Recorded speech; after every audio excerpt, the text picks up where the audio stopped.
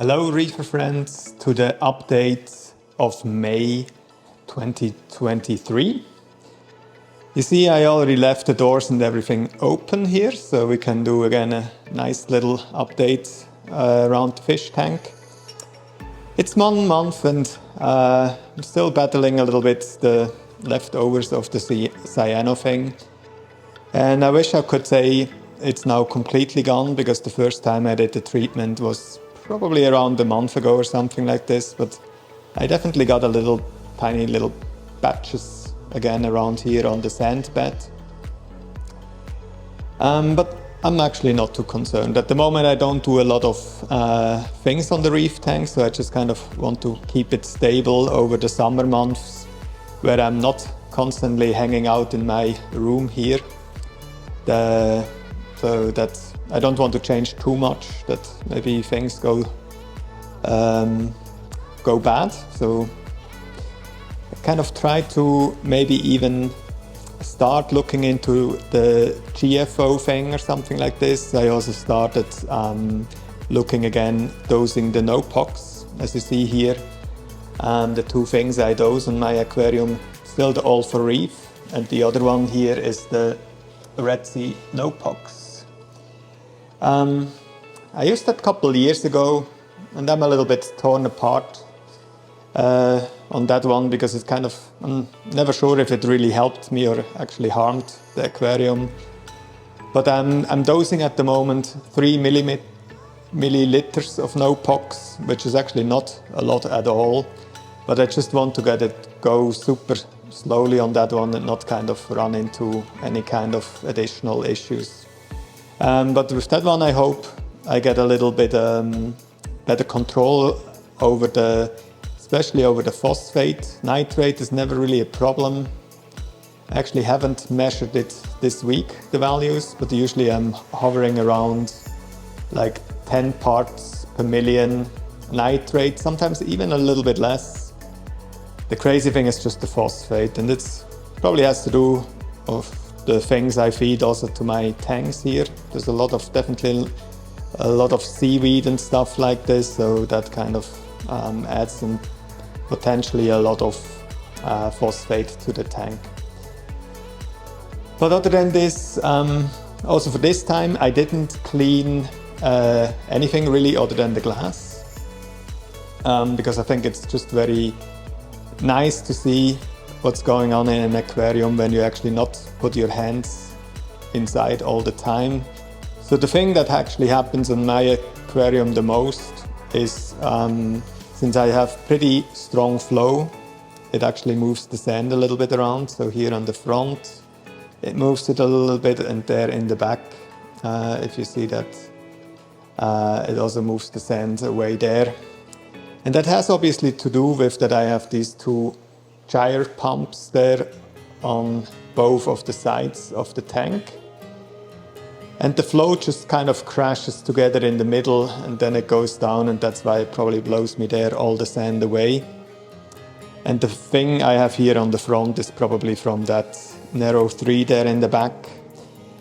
I have them that it's actually on both sides. On the left side, the other one is a little bit hidden here behind the Montipora, that they also push a little bit water forward, so that I not only have the wave or the current from the wave makers, that I also have like a little bit cross flow here on that side, because as you see that big structure here of Montipora, it's so large at the moment that it actually prevents any kind of flow going here down on the back. So that's why I added that narrow 3 pump, which I had previously on my Frag tank over there, but at the moment I needed more in here, just to give a little bit cross flow and to kind of give a little bit different flow patterns in the tank.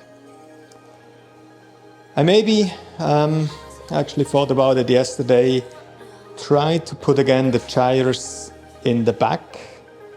I had them there in the back like 1.5 years ago, and it kind of worked out good, but then it kind of messes up with the sand here in the front, so then usually, because I let them run on 100% that I get enough flow. Maybe I should just go a little bit lower to keep the sand where it is. But that's it, you see the sand bed, little pieces of cyano there. And maybe just repeat the ChemiClean treatment again, because it did actually very, very good last time I did that. Everything went away for definitely over a month. It was pristine clean, and now it came a little bit back. And I'm not sure if it came back because I have also the frag tank now underneath. I have down here some frags underneath, and let me quick see if I can actually start my ReefLed on that one. Just so that you also see how it actually looks when the little coral frags have some light there. So with this one you can hear on my phone, I don't know if you see that, you can actually manually adjust here the lights. Let me get that going quick for at least 30 minutes. Nice. So since I add these couple frags here on the bottom, I actually got a lot of cyano there on the bottom, because the sump here obviously never really had any light inside. I put now the ReefLed 50 inside here, so I never really had light inside before, and obviously I got all kinds of diatoms and stuff here, because it's just kind of that area never saw light. And I put most of the frags I had in the frag tank down here, and you see they all colored up very nicely. Where in the frag tank where I don't have fish, and I know that's probably, or obviously the main issue, because I don't have any fish inside here, all the frags are just kind of bleaching out a little bit and just lose coloration. So I thought, why not using just the space I have in the sump there for my frags, because I hate when I have to trim back the corals here in my main tank. I hate if I just have to throw that stuff away, so if I can put it on a frag plug and give it to somebody else who can use it, it's definitely much nicer. And that way I can also then at one point make something else out of that tank here. I'm still debating a little bit myself, should it be a seahorse tank? I obviously have the nice little frag racks inside, so they would have to go then out. I have still a bunch of live rock around which I could put inside with some sand, and then just kind of go with a seahorse tank. But yeah, stay tuned, subscribe to the channel, then you see what happens to that tank next. But at the moment, kind of my main focus is on that tank. And since I had the light, the ReefLed 50 there, still it was kind of a nice thing to make a little frag tank here in my big tank. I'm not super happy about how I made the frag rack. I bought on Amazon some egg crates, and then I just glued some piping I had left over, since I at one point wanted to do the custom piping in my sump, which I totally did not do. So I still stay here with the absolutely standard piping. Also, like even that gate valve here, or whatever it is, it somehow works actually very, very good. So that's why there's almost was no reason to really change the piping or something. But yeah, frag's doing good. Also for the flow, I had a leftover pump which I just dumped there on the bottom of the sump, which gives a little bit additional flow. And then the flow you see here on the top or on the surface is actually the return from my UV sterilizer. That one I still have here on that side, the big UV sterilizer here. One new thing, I'm not sure if I showed that ever before. Here we go. The reef dose. I actually had an issue with my doser, so I actually went with the Reef Dose 2 from RedSea. It's just I have so many RedSea gear on that tank, including the Reefmat, and I think I'm just an absolute fan of the app. It definitely works very, very well. I also love my RedSea aquarium itself. Even I wouldn't say that's maybe the best you can buy on the market or something like this, but the accessoires they have, the Reefmat, the Reef Dose, even the lights, works all very, very nice with the app. I actually also thought, since RedSea has now soon out that ATO system, that I maybe add that one as well, but I still have that one from Tunzi, Tunzi Osmolator 517 or whatever the name is. It just works. I never really have issues, but it would be fun to integrate it to the app that I also see, because you can see with the RedSea one also the temperature, and it also has a leak sensor on it, so in case your aquarium is ever, hopefully not leaking from the aquarium, but if you kind of spill some water or something like this, you would have a leak sensor as well there. What else did I do? I just recently, for the first time, changed the Filterroller on my RedSea Reefmat here, and it was an absolute breeze. It could not have been easier compared to the Caribsea I had before. That one works really, really well, and it's just an absolute breeze to change that filter paper. And just also kind of the overview in the app that you see kind of when the roll gets empty, or if it even gets jammed or something like this. That's just kind of a very nice thing to have. Oh, actually, speaking about RedSea gear, for the Skimmer, the RSK-600, the reef skimmer I have there, reefer skimmer, they actually have now an upgrade with a DC pump inside, because the background noise even here you maybe sometimes hear on the video is mostly from the skimmer, since that's probably the loudest thing next to the fans on the lights up here. They are also pretty loud there, but the skimmer is definitely very loud, and with that new upgrade, the skimmer should be much more silent. And the very, very cool thing is it has that auto leveling tool that if the skimmate or the water level inside your skimmer cup gets too high, it automatically tunes down the pump. We are definitely going into a very high-tech area in reefing.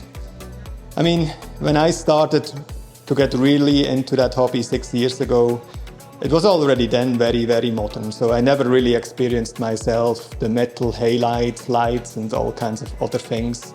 I actually started out with the LED lights.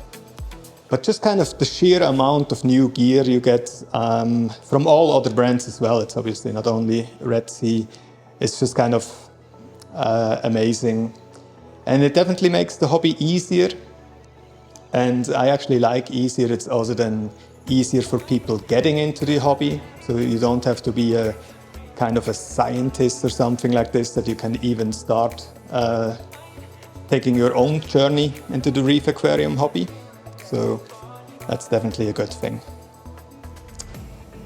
Then what else I got here on the aquarium, actually on that side here to the front, I got a couple new corals. One of them is that Gorgonian coral here. Now again a fish touched it. It has always nicely the polyps out, but when a fish, especially my tang there, touches it, it pulls all the polyps back inside. I'm also not sure if it maybe gets a little bit too much current. If you're familiar with gorgonians, let me know if that thing is maybe here in too much current. So it definitely gets banged around a little bit. But usually like all the polyps are out unless again a fish touches it. And when I here make my video and like run around like crazy in front of that aquarium, usually the fish get very agitated, so they kind of go then nuts as well a little bit and run into all these corals. The other gorgonian I have is that one here. I'm absolutely not sure about the name or whatever kind it is, but I thought that was a good spot to put that other one there. So because I just wanted to have something a little bit that has more flow in my tank. When you look, everything else is super static because it has actually a skeleton, so it doesn't really has a lot of movement other than the fish in the tank. And so I wanted to add these gorgonian corals, which I was able to get from a reefer friend here from the area. We traded some corals. He got some of mine and I got some of his gorgonian corals. I think he also gave me another one. That one is there somewhere. I'm not sure if you see that on top of the Montipore. I put it there. I think he said it's a red slimer. It looks a little bit like it's definitely a kind of an acro and it's red, so it adds a little bit more coloration to my reef here. But I think that's the only really new coral I have. That acro here, that I think it's called purple grape acro or whatever, that definitely also gets bigger and bigger. So I'm actually very excited about this. And just in general, since I did the cyano treatment, all these mushrooms here on the bottom, look how big and inflated those guys are. They were always a little bit kind of definitely not out and floating and thick as they are at the moment here. They also have that purple one here, a little bit hidden. Yeah, I love mushrooms. They just kind of complete the reef. So you can have the nice corals on top, and then on the bottom where usually nothing else would grow, you can always put some mushrooms there. And my gorgonian coral, that short polyp gorgonian. Oh, sorry, not gorgonian. Now I completely forgot the name. But I think you guys know what I mean, that green one there on the back. I think I'm paralyzed by all these gorgonian corals in my tank. That one is doing as well good. It's kind of flowing in the current nicely. And also my kryptonite candy cane is a little bit more thick, inflated. So all in all, I think the tank is doing very, very good. As I said, there was a lot of questions if ChemiClean, or I always say ChemiClean, I actually mean the red slime remover, but it's in the end probably almost the same. If that really is harmful to the reef, and at the moment, at least with the corals I have, I can say it absolutely didn't affect my reef at all. It actually made it even more lush again and beautiful. Absolutely no downsides, and that's now, how much back is that? Maybe 1.5 months or something like this. Yeah. No, it's doing good. I casually look at another ReefLed 160, one of these guys here, on eBay, and there's actually not as many people sell these guys as I would like to have, but I always look for a good deal, and if I find one, that one would go here right in the middle. So I have then just kind of that wide array of ReefLeds on the top, since I just not want to change to a hybrid system, to the T5 lights or something like this. Or even the AI blades. They're probably very, very good, but if you don't have a canopy, it would just kind of look weird here Both my aquariums are very clean on the top, as you see, like even the one on the right side here with the Kessel AP700. And I just don't know if I want to have like plates hanging there around with a lot of wires everywhere and kind of crazy stuff. So just kind of like to ride it the way it is designed here. And I'm actually really impressed when you think how dense that reef is here. Like it's definitely, I think you definitely can call that edge-to-edge SBS reef. And also from the side view, when you look, it actually has you have corals everywhere. And all these corals are grown underneath these two ReefLed 160S. Just two lights and a lot of growth. By the way, it's probably the #1 question I get, and even I have in the comments always the settings of my ReefLed site. It's probably a question I get almost every week or sometimes almost every day. Thomas, which settings do you have on your ReefLeds? And it's actually not even crazy. I have 80% of blue and 90% of white light. So you can only do 2 different settings, or like you only have the settings of the blue light and of the white light. And again, the blue one is 80%, the white one is 90%. And there were even a couple months, or actually almost a half a year, when I had everything on 100%. The only thing I actually don't like then is that the fans get even louder. I didn't saw any negative thing on the coral, actually both ways around. But when I have them on 100%, then the fans on the top are definitely a little bit louder. I mean, just look at that, if I get a picture here, that green slimer. I mean, that thing is thick and bushy and kind of, it's doing really good. As well as my, which I always call my favorite color, coral. The rainbow millipora here, everything is doing very nice. Very inflated, polyps are out, polyps are happy, polyps are swimming together with the fish. But yeah, that's it. Let's see then if I have next time a further update, a little bit more for you guys. Or let me know if you would like to see anything else here. There's really not a lot of tricks in that reef. It's really simple actually.